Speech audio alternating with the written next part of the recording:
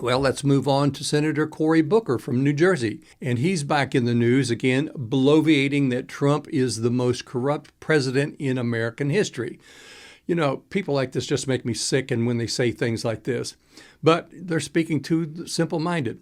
Booker has visions of grandeur and has been nicknamed Spartacus. And he, I think, even named himself that, as if he really ever had what it takes to be a real man and a real leader. He sees himself as a Spartacus, but always covering over his deficiencies with his obstreperous and bombastic yelling and screaming. As part of the communist crowd, he manufactures lies and deception by the truckload. Of course, he does that to distract from his lies, leftist radicalism, and the deficient knowledge of anything he's talking about. But then again, he comes from New Jersey, the so-called Garden State, and I can assure you, having traveled through New Jersey, it's anything but a garden.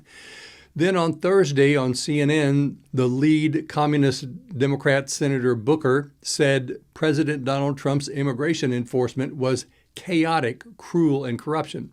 However, Booker was delighted with the chaos that President Biden created, allowing over 10 million illegals and criminals and terrorists to cross the border. But of course, back then, under Biden, Booker never complained about the chaos because the illegals were simple people easily manipulated and deceived by the Democrats like him to vote for them. The Democrats are glad to sell out the country in order to stay in power.